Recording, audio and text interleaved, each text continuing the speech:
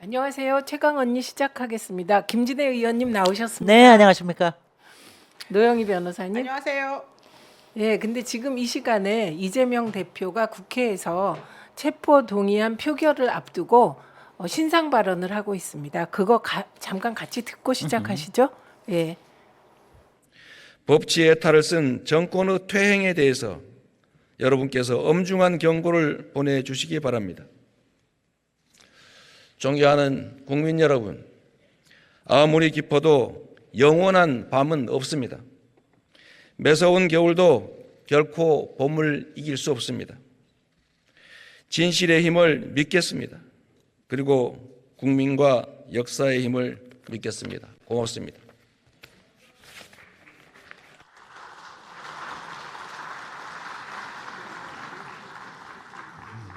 이재명 의원 수고하셨습니다.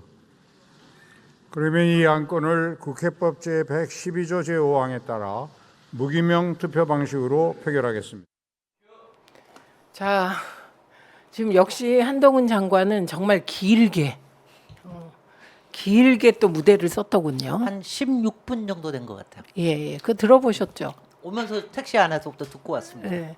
어떠세요? 법률가의 관점에서 뭐 새로운 증거나 뭐 사실 뭔가 저는 들었는데 무슨 말을 하는지 잘 못 이해를 잘 못했습니다. 솔직히 말하면. 저도 그렇게 들은 게 일단 저기 컨텐츠가 확실하지 않은 사람들은 혓바닥이 길어요. 그러니까 16분씩이나 얘기를 했어야 되고 그 하나하나가 4개를 가지고 얘기를 하는데 국민의 귀 속에는 하나도 안 들려. 그러니까. 다만 이게 엄청난 죄입니다. 이 얘기하는 거 외에는 그걸 자꾸 강조하는구나. 이것밖에는 안 들려서. 근데 이거 보세요. 저기 역시 그 이재명 대표는 정치인이잖아요. 5분 신상 발언에 딱 맞춰서 귀에 딱 들어오는 메시지로 자 성남시에 그렇게 이익을 거둬왔는데 당군일에 이렇게 이익을 가져온 거 외에 여기다가 이런 걸 씌우면 어떻게 되느냐. 성남 FC는 공공기관인데 이게 어떻게 뇌물죄가 되느냐. 뭐 이런 식으로 명확하게 귀에 꽂히는 얘기를 했기 때문에 한동훈 그 정부의 권한을 믿고 16분씩이나 그렇게 혓바닥을 길게 하시면 안 됩니다. 일단 한동훈 장관은 졌습니다.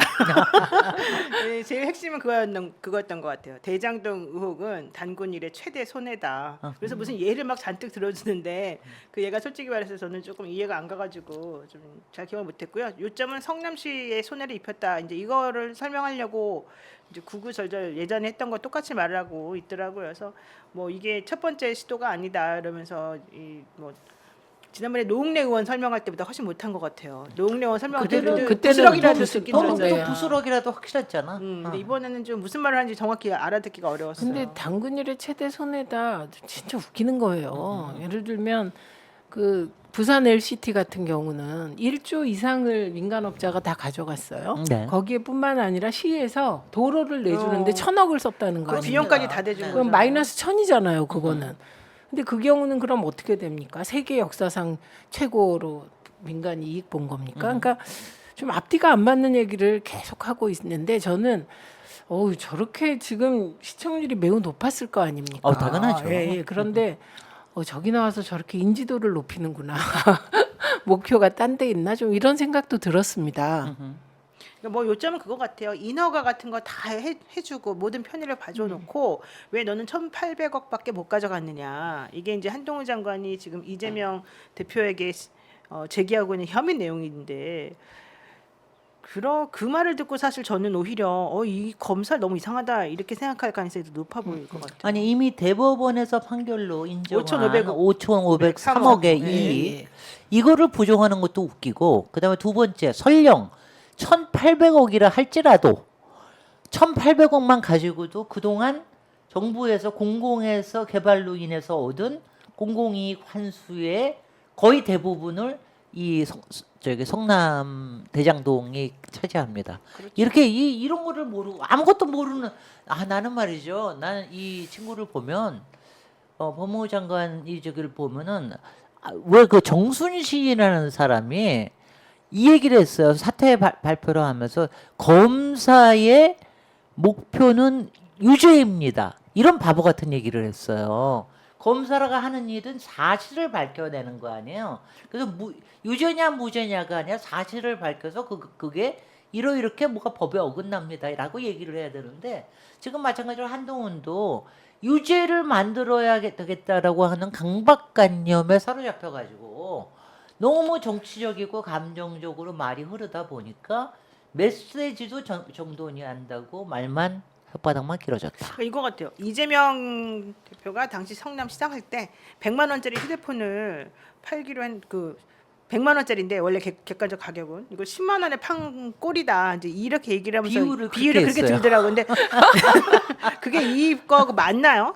비유가 안 맞죠. 이거는 이재명 대표가 예를 들면 10만 원짜리 만 원에 팔아서 9만 원을 자기가 착복했다. 이래야 문제가 되는 거잖아요. 그러니까 왜 10만 원에 팔았느냐. 이제 이거 설명을 첫 번째 해줘야 되는 거고. 그렇죠. 그러면 그렇게 해서 받은 이익이 어떻게 날라갔느냐, 누구에게 전해졌느냐, 이제 이게 확실히 나와야 되는 거잖아요. 그래야지 100만 원짜리 휴대폰을 왜 10만 원에 파냐가 나오는 건데 보세요. 요즘 갤럭시 공짜로도 나눠주지 않습니까?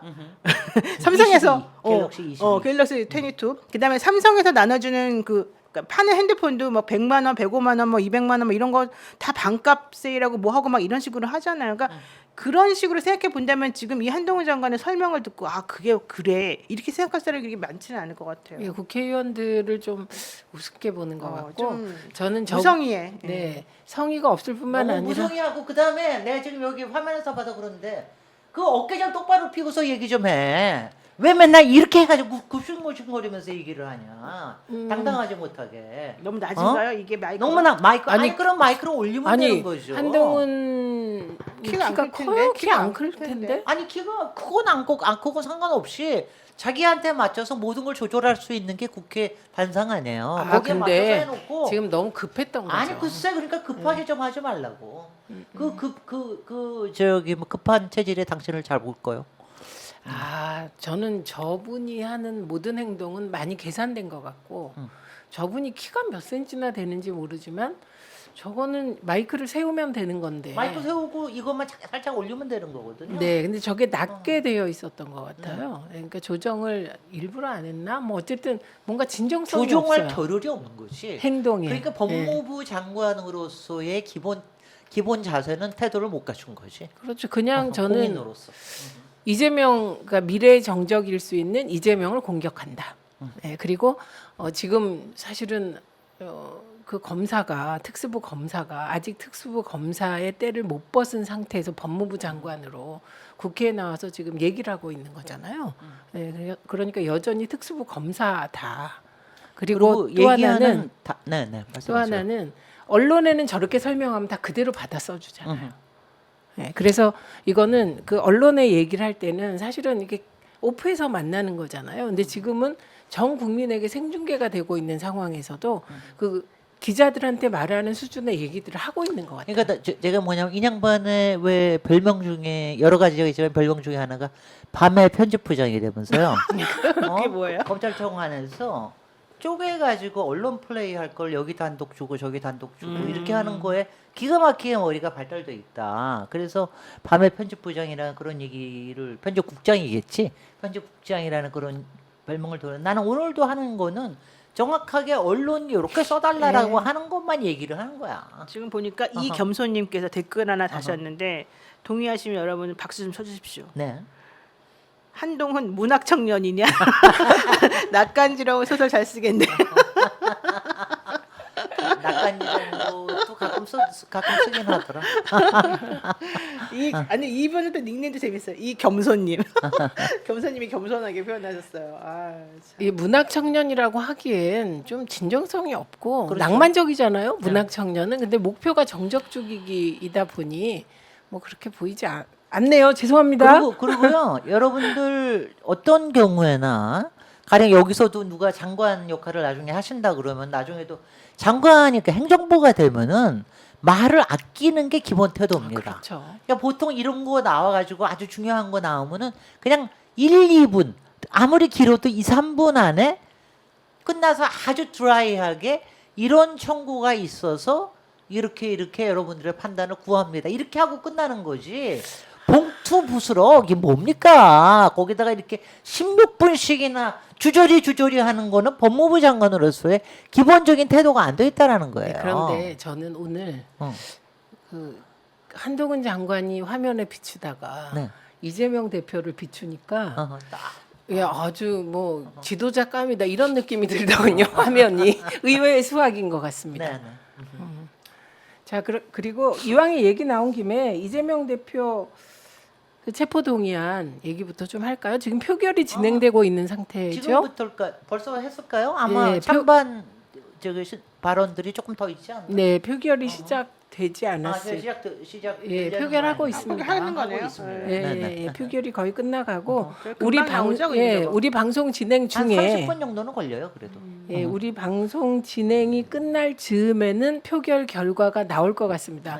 왜 검표위원도 나오고 뭐 검수도 하고 뭐 그 절차가 있기 때문에 되지 않을까 싶습니다. 그럼 그때 같이 결과를 확인해 보도록 하겠습니다. 아, 저는 일부에서 예, 그 190표 부결이 나올 거다 이런 얘기를 하는 사람들도 있는데 국힘 반란표. 국힘의 예. 반란표라기보다는 이제 자기네들은 이거를 부결시켜서 저 국회가 문제가 있다 이라는 거에 동조하기 위해서 이렇게 이걸 질질 끌기 위해서 한다는데 나는 국힘의 상식 있는 의원이라고 그럴 것 같으면 이번에 구속영장 173페이지에 이 저기 호울 좋은 내공이 하나도 컨텐츠가 하나도 제대로 돼 있지 않는 이런 구속영장을 청구하는 거에 대해서는 분노해야 옳다고 생각을 해요.